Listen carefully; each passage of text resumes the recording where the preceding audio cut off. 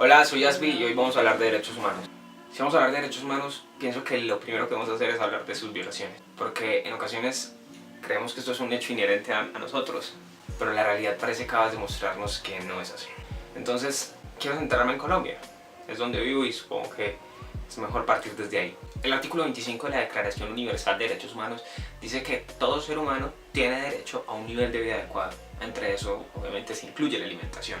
Pero en Colombia, en lo que va corrido del año, han muerto 25 niños solo en el departamento de La Guajira por mala alimentación.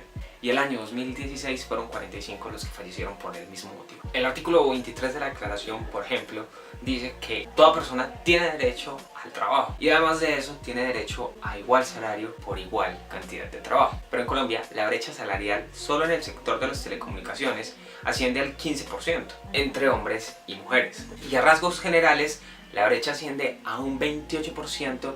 Por ejemplo, si ya estamos hablando del derecho a la vida, el derecho al libre movimiento, nos encontramos con un dato que en Colombia resuena. Y es que según Carlos Alfonso Negret, defensor del pueblo, que desde 2016 se han reportado 186 asesinatos a líderes sociales. Y otros 500 de ellos han recibido amenazas en lo que va corrido desde el 2016. En lo que va corrido solo del año 2017 ya van más de 52 líderes sociales asesinados. Y se presume que tiene relación con grupos descendientes de los paramilitares o de la mal llamada Mano Negra, que es un nombre que han utilizado un montón de grupos desde los años 80 para simplemente limpiar, como ellos lo llaman, partes de la sociedad que no deberían, según ellos, estar donde están. Digamos que contra esto podrían hacer un montón de cosas, pero de nada vale si no se identifica primero el problema. Por ejemplo, el ministro Villegas dice, en Colombia no hay grupos paramilitares. Y además, el mismo ministro, aún con los datos de los informes de Indepaz y Marcha Patriótica, con el escaso número de más de 52 líderes sociales asesinados en lo que va corrido del año 2017, se atrevió a decir frente a los medios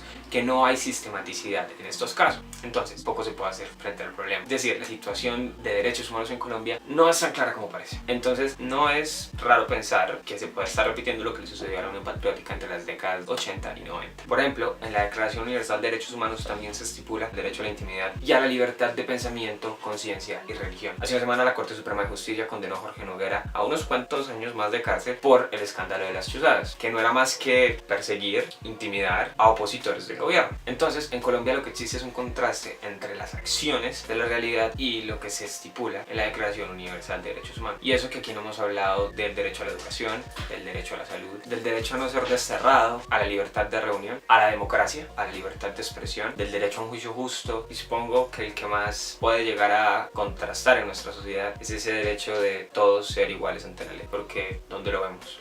Entonces, lo que quiero decir es, la Carta de los Derechos Humanos es solo un papel y las vidas humanas no lo son. Por eso, el reto es sacar la idea de ese papel y llevarla a las mentes de los seres humanos, cuyo mundo está principalmente hecho de ideas. Nadie podrá llevar por encima de su corazón a nadie, ni hacerle mal en su persona, aunque piense y diga diferente.